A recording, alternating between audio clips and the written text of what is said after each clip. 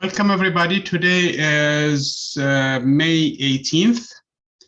Today is going to be chapter 33, potentially 34. Probably we're not going to be able to get into 34 yet. We still have technically, with today's chapter, we still have about 4 chapters before we finish the course. I expect to be done by Tuesday, a week from today. That means today we have a class.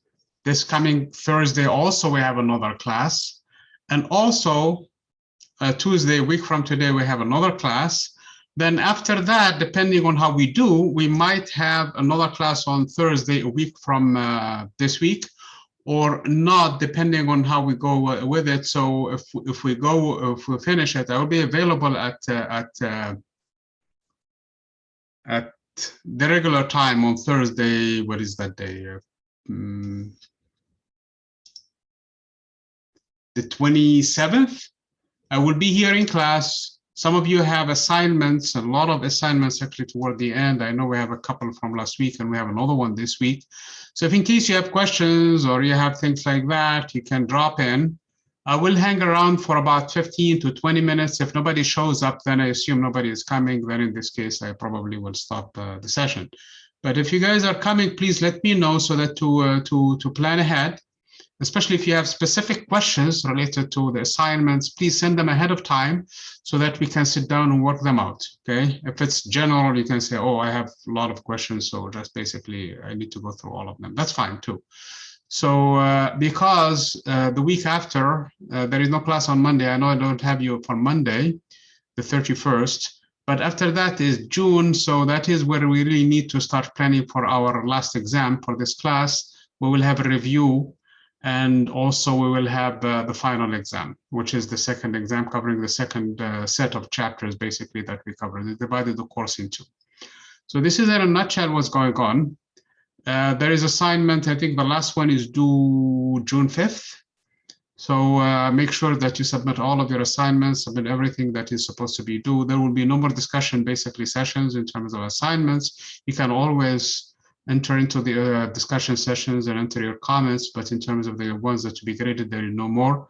So this is where we stand overall, okay? So today's topic is actually on the atomic nucleus and radioactivity. Probably we're going, because there are too many slides for this one, almost 100 slides. So what I'm going to do is I'm going to divide today into today and Thursday and finish these 2 chapters. And because the last 2 chapters are kind of joined together, so we're going to finish them on Tuesday. And then after that, we're done with the content for this course. Makes sense for everybody? Sounds good. Okay, very good. So let me share with you guys the screen. And we're not screen 2, I want to share this one only. And let me bring this one in here. So again, these are the topic for today. And as I said, we're going to split it right in here, okay? So this is not for today. We're going to move it out of the way. So what we will be doing today is basically X-ray and radioactivity. X-rays are a type of electromagnetic waves, just like regular light, basically. You have, if you look at the spectrum, you have rays that range from extremely long wavelength, very low energy, radio waves used for telecommunication mainly, and then ranging to, after that come the microwave region, and after the microwave region in terms of wavelength and also in terms of frequency, in terms of energy, comes the infrared, and after the infrared immediately comes the visible light, or it's a very narrow band. And after that comes UV radiation, which is much more energetic than the regular light. And that can cause a lot of problems for the skin and for the cells and biology and things like that. More powerful in terms of energy and shorter wavelengths is actually the X-rays, the one that we're talking about them. They have the peculiar properties when they were discovered by Röntgen that they behave a little different than the regular light. First of all, they are highly energetic, as I said. And then also they don't bend in their magnetic field, indicating that they have neutral charge. And finally, the fact that they actually go through glass indicate that the fact that they are super energetic, and that's how X-rays were discovered. Then comes the gamma rays. Gamma rays are even more energetic. And that discovery or their detection, they required the specific equipment that are actually because gamma rays excite not the actual atom, but they go all the way to the nucleus, and they can cause a lot far more energy than any of the other rays. So this is basically in a nutshell how X-rays. Then we talk about radioactivity. Radioactivity is a phenomenon that was discovered toward the end of the 19th century. I mean, not the 19th century, toward the end of the 1900s, which is the 20th century at that time. What is it? No, that's the 19th century. Toward the end of the 1800s, that's the 19th century, that's correct, okay? And then in the beginning, and it was discovered basically by a lot of work from different people, Becquerel and what's her name, Marie Curie, and all kinds of people were involved. Röntgen also was involved with them. So a lot of people worked on it. And we classified, at least initially, radioactivity into 3 groups. There is the alpha radiation. Alpha radiation basically is some materials like polonium, for example, emits alpha particles. Alpha particles turn out to be charged particles. And when we measure their charges, they're exactly twice the charge of the electron. But they are positively charged because they bend in the opposite direction as far as the magnetic field compared to what electrons bend. So we know that they are positive charge. We know that they have twice as much as that of the electron, but they are extremely massive, about 4,000 times more mass than that of the electron. So they are super heavy particles. As a matter of fact, when you compare their mass, it's exactly, for all practical purposes, the mass of the helium. It turns out they are actually nothing but the ionized helium. So in other words, take helium, strip it of its 2 electrons, and that is what an alpha particle is. Alpha particles, because of their sheer mass, they have a very, very small penetration depth. In other words, they can be blocked by a small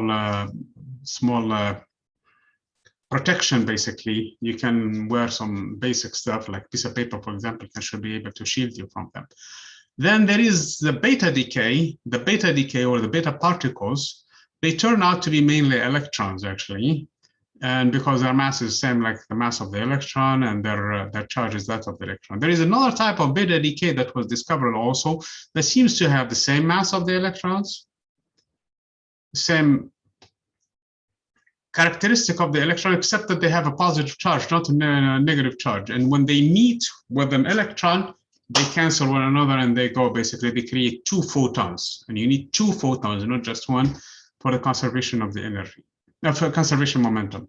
So in this case, we call them positrons because of the fact that they are positive electrons. So they are in the entire particles of the electrons.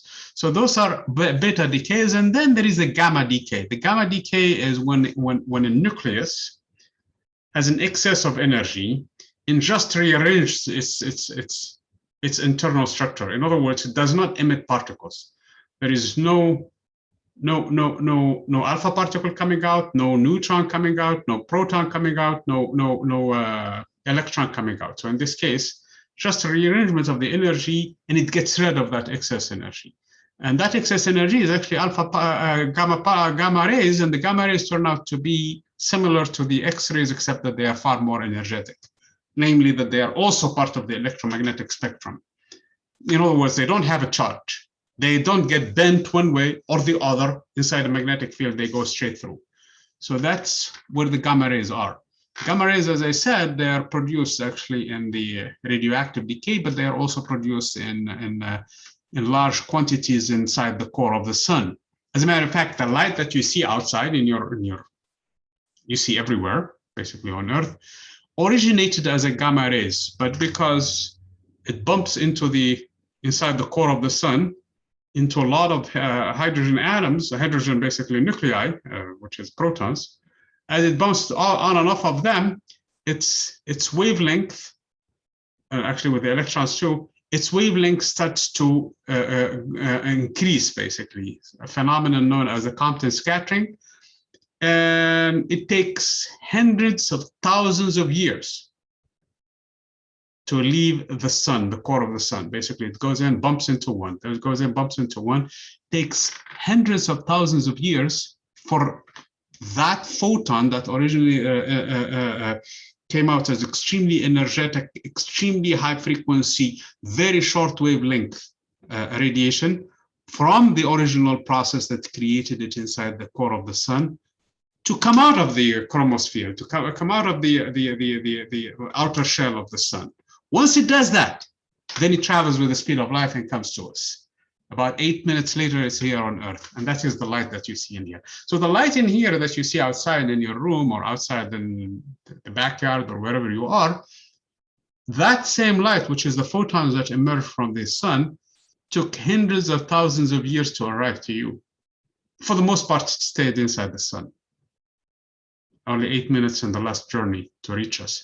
So this is, again, some of the things that are produced during the radioactive decay. There is also neutrons also that are produced. Okay, they're not mentioned in here. Those are neutral particles that don't get bent one way or the other inside the magnetic field. They have the peculiar property that they're actually because of the charge, okay? Because of the charge, they don't bend, but they have actually spins too. So they have kind of weird properties in the sense their mass is similar to that of proton and so on and so forth. So this is basically the types of radiation. Environmental radiation, this is radiation that you find in everywhere. I mean, I know there is, and we're going to go about this one in detail, that there is all kinds of a scare. We're scared from the leaks inside nuclear reactors and inside from nuclear bombs and so on and so forth. That is radioactive, and they are. But actually, ambient environment can have a lot far more radiation than those sources. So actually, we should be worried about the air around us, the paint in the walls, because they have radon in them, and that is actually far more radioactive than anything that we know. As a matter of fact, there is a measurement for the strength of the radioactivity or radioactivity, and the units for it are, of course, the Röntgen. First of all, that's a unit which gives me how much radiation, if you wish, is coming from the materials. And also we have the RAD, or radiation absorbed dose, okay? That amounts to how much energy we're going to absorb per gram, depending on the material, of course. And that is a very important property. It's actually how many 100 ergs, and the erg is a unit for energy, similar to the joule. Of radiation is absorbed. Now, this is from the purely physical aspect of it, but there is also the REM, REM, unit for measurements, and that is the REM stands for Röntgen equivalent men, which is basically the biological effect of the radiation on humans, for example, humans mainly. Okay. So what happened in this case, depending on the type of radiation, we give it a quality factor. We give it a factor, and you multiply it by the actual rad. And in this case, you come up with how much it's going to cause, if you wish, harm to a biological system. Now, it turns out for humans, anything less than 500 rem is not really that dangerous, okay? Anything more than that becomes dangerous. So this is some of the things that we have to take into account when we're looking at radiation and trying to talk about the radiation and so on and so forth. The atomic nucleus and the strong nuclear force, basically there are two main forces inside the nucleus. There is a strong nuclear force that fuses, because here is the thing, here is the problem. Think about it for a second and you see that there is a major flaw in this if you don't have nuclear forces. Inside the hydrogen atom, there is only a proton. A regular hydrogen atom has only a proton. The heavy hydrogen atom has actually a proton and a neutron. There is no problem in here because you have a proton and neutron. Neutron doesn't have a charge and the proton has a positive charge. So what's the deal? There is no repulsion or attraction with a zero charge and a negative charge. There is actually a third version of hydrogen, which is even heavier. And that one actually has two neutrons and one proton. So there is no problem. Up to when you're talking about hydrogen and its isotopes, there is no problem. But the minute you move on the periodic table to the next element, namely helium. Helium has two neutrons. Who cares? They have zero charge. But they have two protons in them, and they're next to one another. According to Coulomb's force, these two must repel. They should not be anywhere near each other. As a matter of fact, they immediately should separate. So if we just talk in terms of Coulomb's force, the nucleus is not stable. There is no such a thing other than hydrogen. We should not really see any other element other than hydrogen. So there must be another force that is stronger than the Coulomb force, than the repulsion due to electricity. And that force is actually the strong nuclear force. As a matter of fact, it's 137 times stronger than the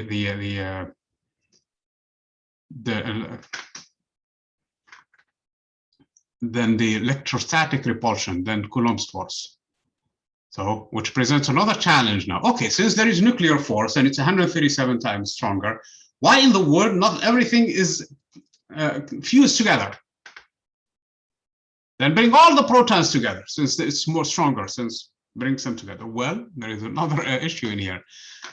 The strong force only has a short range order. In other words, if the distance is far away, its effects are zero practically. Doesn't do anything, doesn't do any good. So its effect only, the 137 times stronger than the electrostatic force, is only over extreme short distances of the order of a femtometer, which is 10 to the negative 15 meters, the size of the nucleus. At that point, the nuclear forces dominate. The strong nuclear forces dominate. There is no electrostatic forces are out of the window. I mean, they are still there, but they're not as effective compared to as strong as a nuclear force. So that explains, in a sense, what's going on inside the nucleus. Then the problem with it is, so next time you bring another proton, you need to actually bring another neutron with it. So now you have the lithium atom, which has 6 nucleons, 3 protons and 3 neutrons fusing together to form lithium. Okay, good. Now move on the periodic table. Beryllium has 4 and 4. Good. So you move on the periodic table, and nuclear force now is strong. But when you look at beryllium, for example, there is 1 proton sitting in here and 1 sitting on the other side, and the attraction between them is weakened because of the fact that they are too far now, so that the role of the attraction due to strong nuclear force is kind of weakened a little bit. So now there is the repulsion. Now Mr. Coulomb's force comes into play. So now it starts to repel this one. As the nucleus becomes bigger and bigger and bigger, then in this case, at some point, one side of it will be far away from the other side, to the point where they don't attract anymore in terms of strong nuclear force. And in that case, the repulsion still, and at that case, the repulsion actually will take over.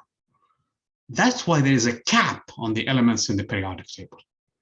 Nature provided only 92 elements. The 93rd element could not exist, at least in nature, because of this fact that there is an imbalance for a huge nuclei, where in that case, for the large one of them, that case, there is an instability and they don't stay together, breaks up. That's why there is a huge radioactivity for the nuclei when the nucleus becomes extremely large. As a matter of fact, we were able to produce in the laboratory elements up to 118, namely the atomic number up to 118. So we went beyond the 92, but they are extremely unstable. Their lifetime is extremely short. They don't stay too long. So they decay right away to lighter elements because of this effect. So it is a tug of war between the two forces, the nuclear force, the strong nuclear force, and the electrostatic repulsion. One of them is attractive always, namely the nuclear force. It always brings things together. And the other one, in this case, it's repulsive because the charges have the same sign.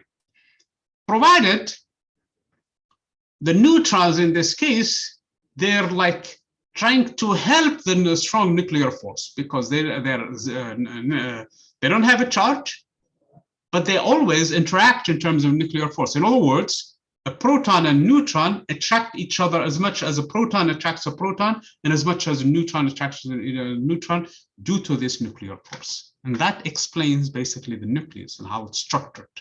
Okay, and why we only have 92 elements in the periodic table, at least naturally occurring. And the minute we make more, the harder it becomes to make more.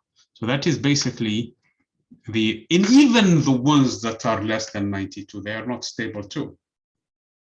Uranium-235 has a half-life which is 700 million years, meaning that if I start with 1 kilogram of uranium-235, after 700 million years, it's going to drop to a factor of half, okay, to only 500 grams. The other one is an isotope 207 of lead. Uranium-238 also is not stable, but its lifetime is longer. It's about 4.5 billion years, meaning after 4.5 billion years, half of uranium-238 will actually go to another isotope of lead, which is lead-206. So this is basically the process through which heavy elements decay. The vast majority of the elements, they have radioactive decay. Only the vast majority of the isotopes, because each element has several isotopes. I mentioned already 3 isotopes of hydrogen. There are actually 2 isotopes at least of helium. One of them is extremely stable, namely helium-4, which is the regular helium that you see. But there is actually helium-3 also, which is produced among other places inside the core of the sun. So this is basically the ideas of this chapter. Then the radioactive half-life is basically, I already mentioned it for the case of uranium-235 and radium-238, how much half of my material goes and transform from that material to the new material. And the new material is called the daughter. So how much of the parent I will end up with a daughter? So how long does it take for half of that to go and become a daughter? So in this case, I have that is the half-life, okay? So that is a characteristic of every material. Some of them are extremely long, like I mentioned, the fact that uranium-235, 700 million years, uranium-238, 4.5 billion years. Others are extremely short, okay? So the process can be. Now, how to go from one element to the other? Either by alpha decay, for the most part, or by beta decay, or the element does not transform, it stays the same element. Okay, like lead, for example, sometimes it's, or krypton, sometimes it's unstable. So it changes from, it stays the same element, but it loses that energy in terms of the gamma decay. So this is basically, in a nutshell, what the whole thing is. And then finally, the radiometric dating. Okay, here is the idea. Nitrogen in the atmosphere, which is the main component of the atmosphere, gets bombarded by neutrons. Oh no, is it alpha particle? Anyway, I think it's neutrons. And in doing so, it changes from nitrogen, which has 14 elements, neutron, into a carbon 14, okay? Now, carbon 14 is not really a stable element. Carbon 14 automatically changes into carbon 12. It takes 5,760 years for 1 kilogram of carbon 14 to become half of that, which is 500 grams of it. So in a biological system, like for example, in the plants, they take, of course, the carbon and they transform it into nutrients. And so the carbon 14 that they take from the air is already transformed, at least part of it is transformed during this process to carbon 12. But the plant is still living, so it's still taking carbon 14 and replenishing it as it's getting rid of the other one, the other one is basically going away. So now at this point, I know roughly, depending on the cycle on the planet of how much carbon 14 is changing to carbon, nitrogen 14 changing to carbon 14. So I know how much carbon 14 there is in a plant based on that ratio, if it is alive. The minute it dies, though, there is no replacement for that carbon 14 that is converted into carbon 12. So whatever you have at that time, you have. So if I take, in this case, the carbon 14 and compared to how much carbon 12 I have in the sample, then I know, based on how much is left from carbon 14 versus carbon 12 and how much it's supposed to be had it been alive, then I can tell how long this plant existed. That's why radiometric dating in here is using for at least living organisms that are several thousand years old, you can use that. However, for dead matter, for example, for rocks, 5,000 years is nothing. So a rock can go through a process of millions of years. So if it's millions of years or hundreds of millions of years, then carbon-14 is not suitable. First of all, a rock does not breathe air. So in this case, you have to look for other elements, like, for example, uranium-238. So if there is a sample that has uranium-235, then you can find the age of that rock based on that. Or if you're looking for billions of years, then in this case, forget it. Either look for potassium, which has a very long life cycle, or in this case, uranium, which is even longer lifetime. So this is basically the entire chapter in a nutshell, and I gave the whole summary of it in here. So it's good.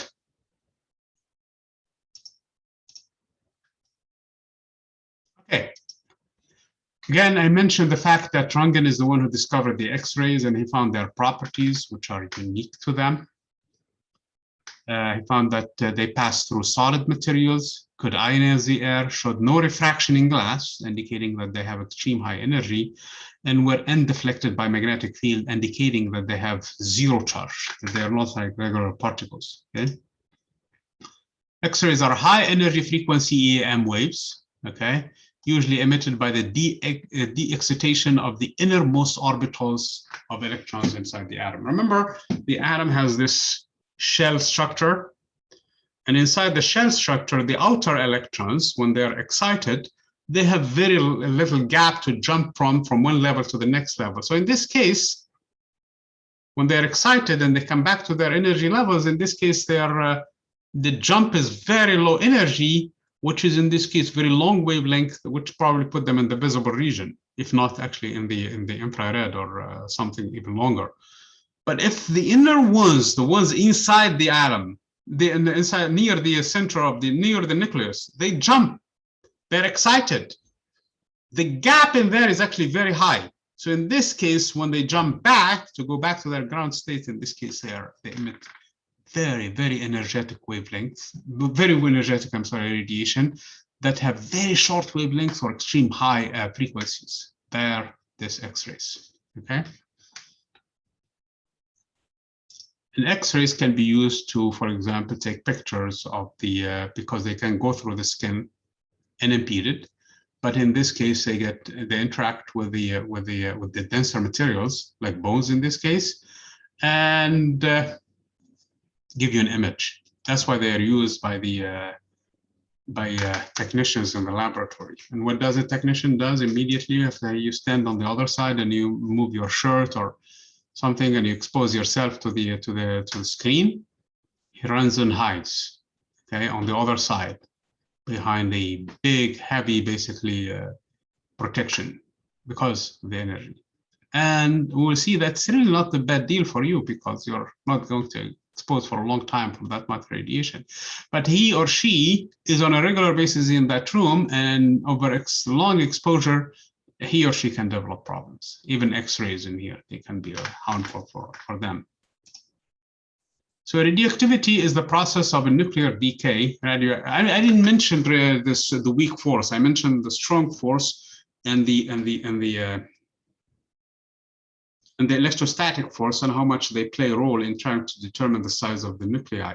The problem is there is another force in the process, and that is the weak nuclear force, and the weak nuclear force is the one responsible for this radioactivity. It is the one that causes all of these things. I mean, it causes radioactivity to happen, the emission of these particles and so on and so forth. If you do an energy balance, for example, for any material that emits alpha particles, for example, you will find that the particle itself does not really have enough energy to escape the nucleus. So how come it goes? There is a phenomenon in physics called the tunneling. It goes through the barrier nonetheless. There is a high wall of energy that it needs to overcome, but it does not have that energy to begin with.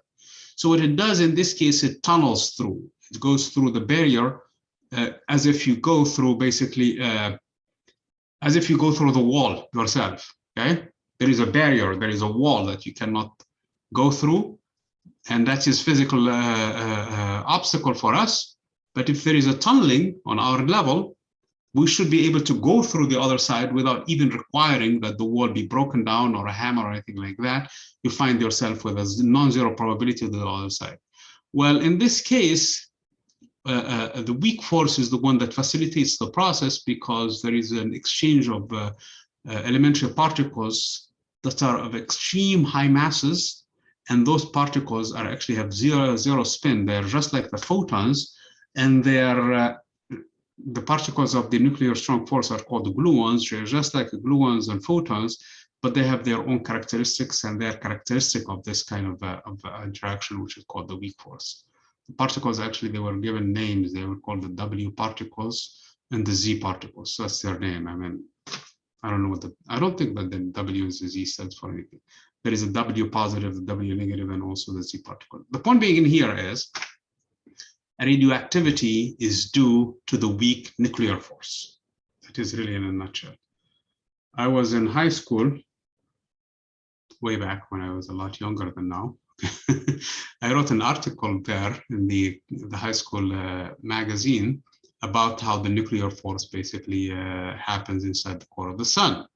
And I was puzzled with a problem because I couldn't explain it at that time. Of course, I didn't put it in the paper, but it was really bothering me at that time, understanding how come a proton becomes a neutron plus a positron. I mentioned the fact that there is electrons that have positive charge, plus something else, which is a neutrino, okay?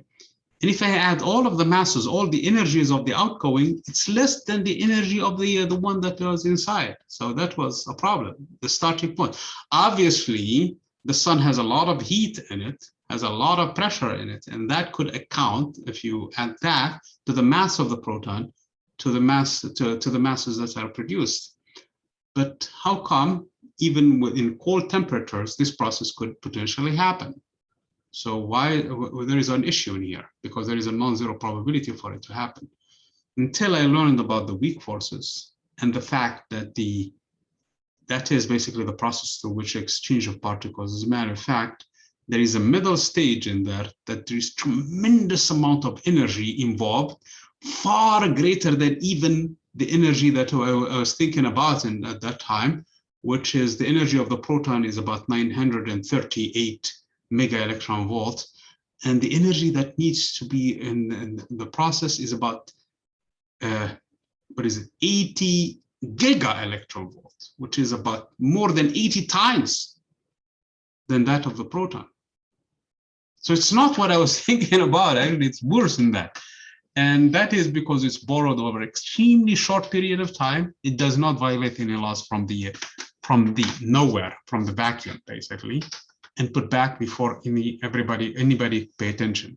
The analogy in here for the weak force, so that you guys have an idea, it's like, for example, you have let's say, for example, you have $1,000 in your bank account, and you need to go and buy something that is worth, I don't know, for example, $1,200. Okay, you don't have that much money. So what you do in this case, you go and borrow money from the bank.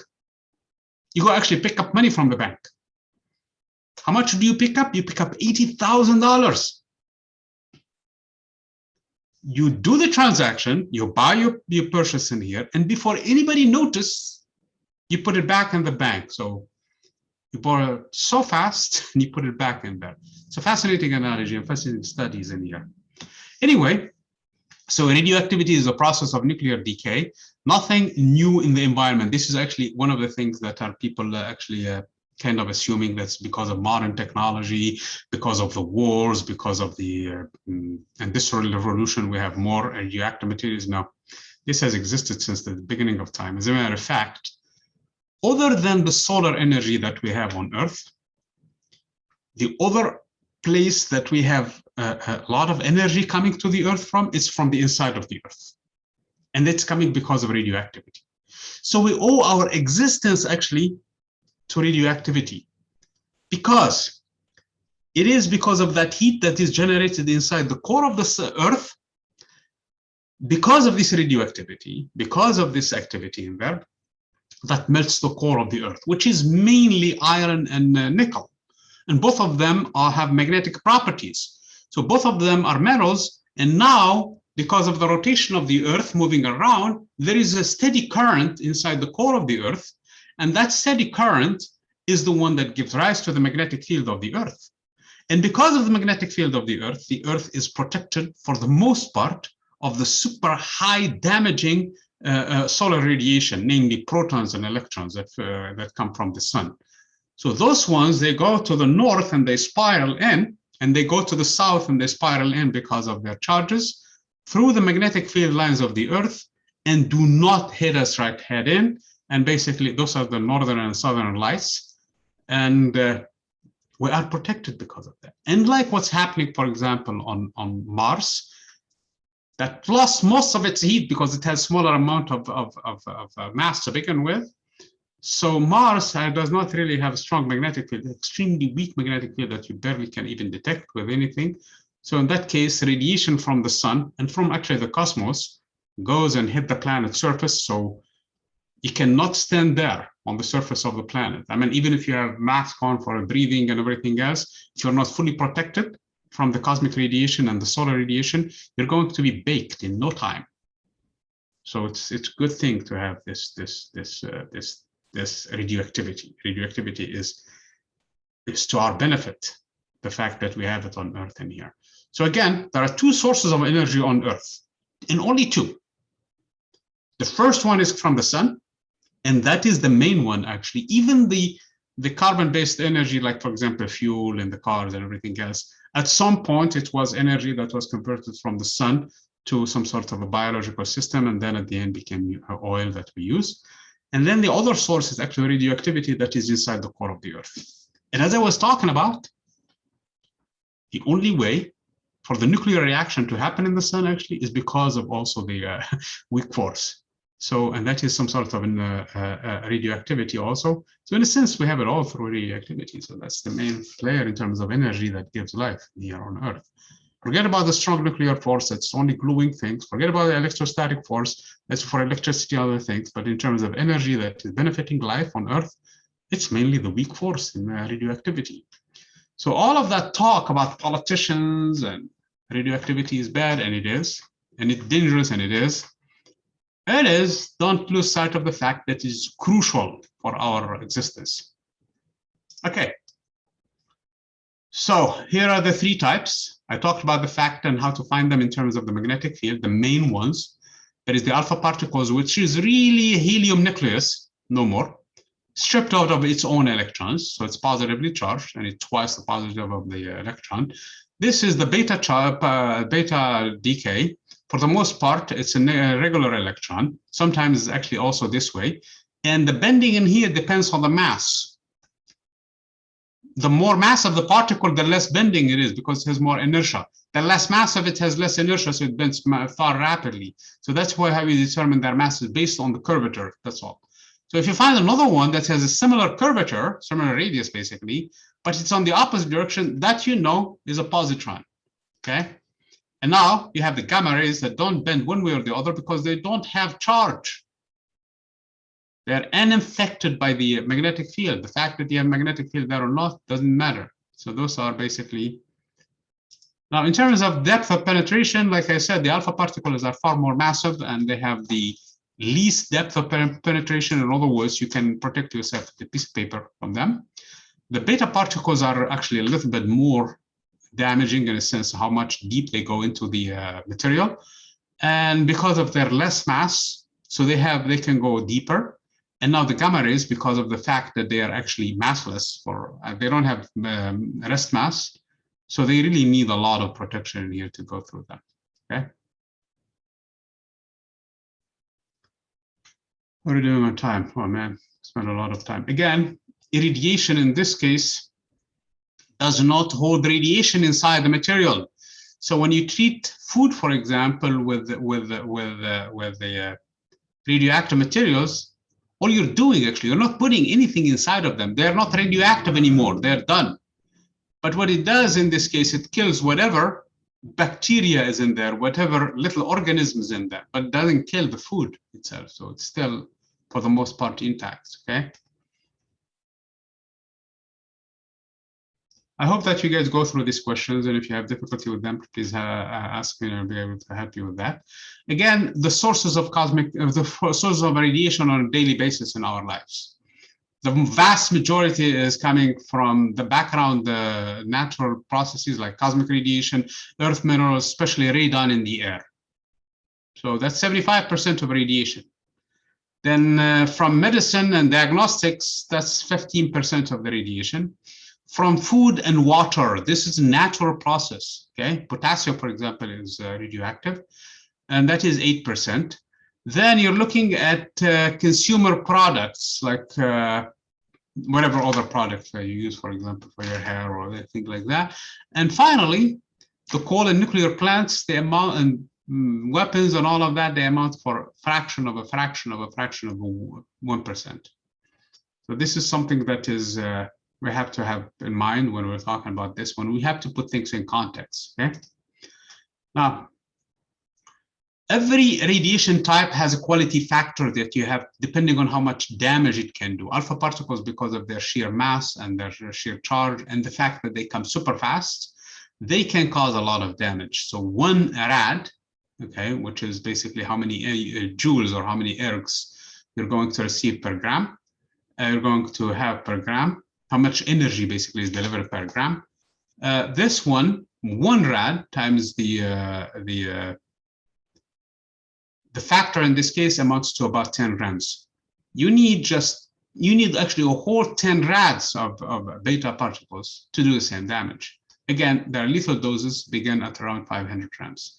The RAM in this case, REM, stands for the Röntgen equivalent men, which is basically how much damage you have in there. So this is actually just like the Richter scale. Okay, this is an experimental value. So there is no theory for it to explain how. I mean, you have to do a lot of experiments to see, okay, if I expose you to this much, how much damage, to this much, how much damage. Of course, you don't run the experiment on a human being, you run it on mice and then see its effects, how it's going to be affected for other people. Although radiation, people have been exposed to it on a regular basis, whether in jobs or military or, I mean, during conflicts or other conditions, okay? Even during day-to-day activities. Again, here is some numbers in here. So the millirem, this is not RAM, okay? So this is still a small fraction of what could be. So a radon, for example, is 200 millirems or 0.2 rem. So it's still not that problematic.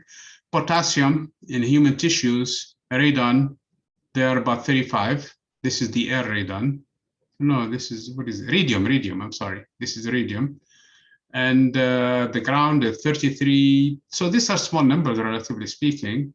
But the biggest one is in here, the air, because of the radon that exists in the air. Again, the X-ray, nuclear diagnostics, and all of the other numbers together. Well, radioactivity can be useful for us, for example, in studying plants, for example. So what we can do in here, we can start to see how much nutrients the plant is getting and do all kinds of measurements using radioactive materials. And actually even tracing inside the human being, you can use the radioactive. Iodine, for example, is used in a lot of studies, for example, to see the digestive system and whatever other things are happening in a human being, as long as you can track that. And you use, for example, in this case, a Geiger counter Miller to basically see how much radiation is coming out from the bottom in here, okay? Obviously, you're not exposing to dangerous levels in here, you're just doing for studies in it. I mentioned the fact that for short range order, in this case, the nuclear force is super strong and dominates the repulsion in here. Repulsion has this bar in here, okay?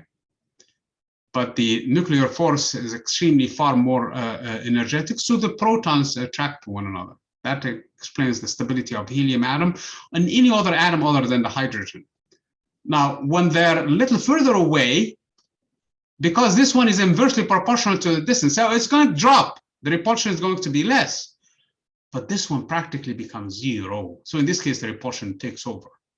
Okay, so this is basically how you explain the strength and the stability of nuclei. So now, a small nucleus is fine.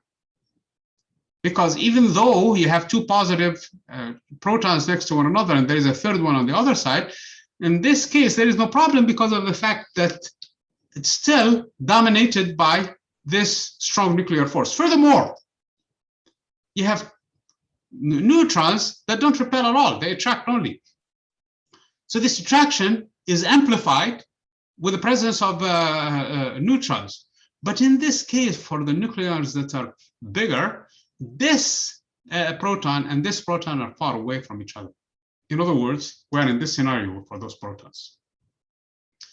The weak nuclear, the strong nuclear force is too weak to account for their attraction, and the repulsion is still there, and it's big. So now the atom becomes unstable. Although you have a bunch of neutrons in here, they're trying to help, but at some point they themselves also become part of the problem too. So that's why the nucleus has a maximum size that should not exceed, at least in nature. So a lone neutron is radioactive and can spontaneously become a proton and actually an electron. So a neutron itself has about 15 minutes of half-life time before it decays. So a proton itself is a problem. So if you have a nucleus in here, where all of a sudden one of them is ejected because of this process, now an alpha particle is emitted. So you can have actually an electron, which is actually, this is a beta decay, or you can have actually the whole alpha particle is emitted because there is an excess amount of energy at this point. The atom is not stable, and it wants to get rid of that excess energy to become more stable. One way of doing it is getting rid of an electron, but then the element changes now nature. So its atomic number changes by 1. So it had, for example, let's say, for example, it has Z protons, now it has Z plus 1, because one of the neutrons become a proton. So it has actually moved to the right in the periodic table. So it has one up, one step. Or it could lose 2 protons and 2 neutrons, and it will move left on the periodic table by 2 steps. So over here, it's going to go 1 up in the periodic table, becomes the next element on the periodic table. Here, it could go 2 steps down on the periodic table and becomes an element with Z that is less by 2, and an atomic mass is less by 4 because you lost 4 nucleons. So this is basically how the process works in here. And gamma decay is not associated with a change in the atomic number or the mass number. Both of them stay the same, because all you do is lose some excess energy, and that's the end of it. So in that case, the atomic number does not change in the sense that the number of protons stays the same, and the mass also, the atomic mass in this case does not change because you don't lose nucleons. You don't lose a proton or a neutron in the gamma decay. But in this case, you do both. In this case, you increase Z by 1, and in this case, you decrease Z by 2, and you decrease the mass by 4. Okay, so this is the difference between them. Again, I mentioned the fact that radioactive half-life is basically how much mass I start with, and after how long will I lose half of the material. So in this case, it looks like I lost half of it after 1,620 years, okay? That means twice as much. I would lose half of the half also, so I would have lost 3/4. So if I started with 1 kilogram, after 1,620 years, I would be left with half a kilogram of that material, of the parent. After another 1,620 years, I would lose half of the half, which means I would lose another 1/4. So I would be left with only 1/4. And after another 1,620 years, I would lose half of the last 1/4. So I would be left with 1/8, and so on and so forth. So after another 1,620 years, I would lose another half of the 1/8, which means I would be left with the 16th, and so on and so forth. So from here, you can determine basically the age of the materials if you just know how much green you have left from this material. Again, there is a zigzag pattern that elements have to go through in order to change. Obviously, uranium-238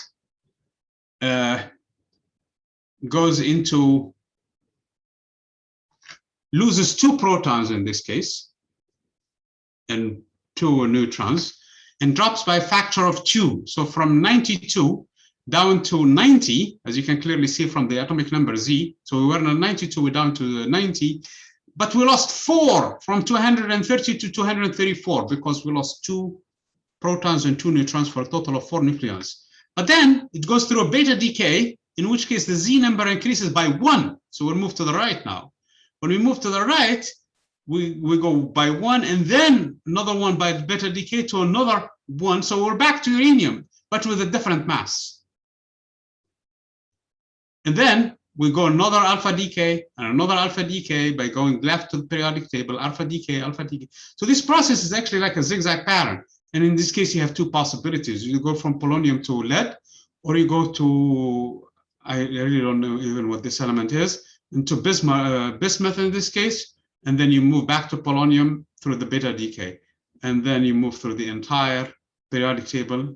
Ag2 is the lead in this case, and this is the final stage. Lead is, in this case, 206. So you start from uranium-238, and you go all the way through these different processes. The final daughter is lead-206.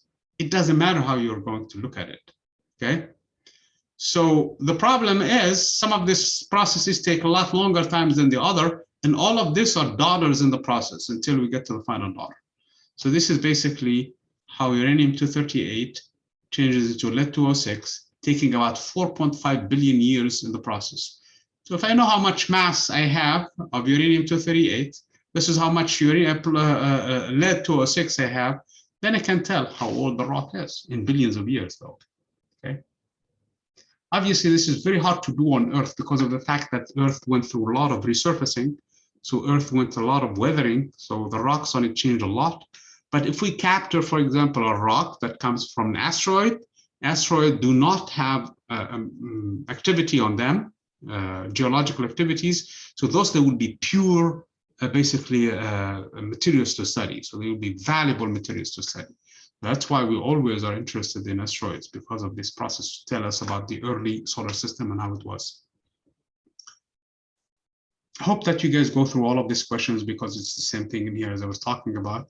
Radiation detectors, the Geiger counter Miller, basically a detector, what it does is you have radiation that hits a neutral gas. That neutral gas basically is excited and emits, is ionized actually. And once it's ionized, there's a current that goes through it. Every impulse of a current in there is resistant to the counter, okay?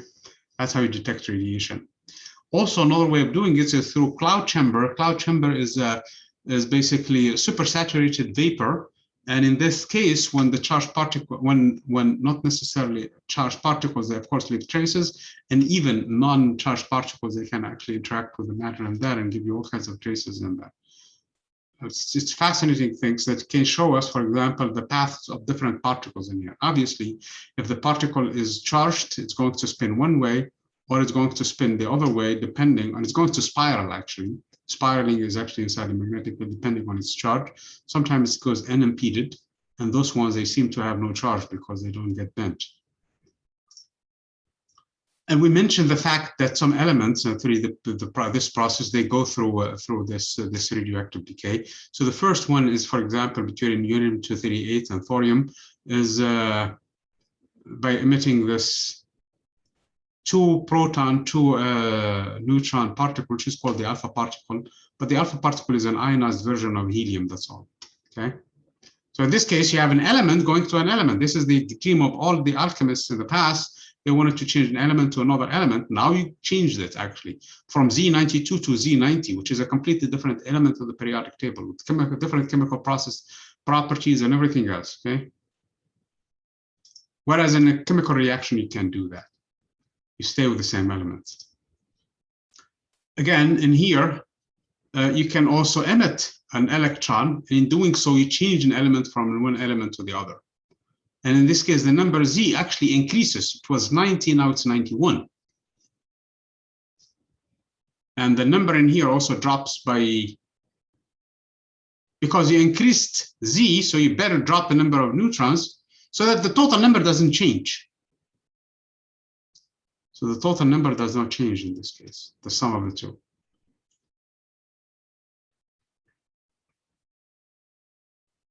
So it's very important to understand what's going on in the periodic table when it comes to radioactivity. Artificial is when you actually happens not natural process due to the nucleus. This is kind of artificial because you have an alpha particle that is captured by the nitrogen. It goes into oxygen 17. Oxygen 17 is not stable. It's an isotope of oxygen. Normal oxygen is 16. So this one, and it emits actually a proton. So proton in this case is emitted from this nuclear reaction. So in this case, oxygen 17 will decay actually into, among other things, carbon 14. Okay, and carbon 14 is the one. Oh, I'm sorry. Neutron is captured. In this case, you have carbon 14 plus a proton. And then carbon 14, yeah, oxygen 17 is not stable because the natural oxygen that occurs in nature is oxygen 16. So there's nothing wrong on that. So anyway, you have carbon 14 that is not stable, that was captured in the air, in the atmospheric conditions. And because of that, now we have this carbon 14. Carbon 14 itself is unstable and decays back to nitrogen and plus an electron, and the nitrogen will actually ultimately becomes a carbon 12, okay? So now you can determine how old the object is based on how much carbon 14 it has in it versus how much it doesn't have right now. So initially, for example, this organism that has so much carbon 14 in it. So now when you look at it, initially, this is how much carbon 14 it has. If you go and measure it a little later, it's going to start to decay less and less and less. So now based on how much carbon 14, I can predict how old it was, because this is how much it's supposed to have versus how much it has right now. So that's how radiometric dating is used to date objects in here. So this is the entire, I know we still have another one for nuclear fusion and fission, which is going to be deferred for Thursday. And then the next two chapters will be covered on Tuesday, a week from today. And as I was saying in the beginning, that is the entire content of this course. And we still have the review for the second exam. We still have assignments that are due. So hopefully you guys take care of them, and we'll be available to help you to make sure that you don't make any mistakes. There is no shame. As a matter of fact, all homeworks are supposed to be for you guys to work together on them. Ask me, I'll be more than happy to help you. The point for that is so that you understand the material. Sounds good? Yes, sir. Yes. Very good. So I'm going to stop the recording.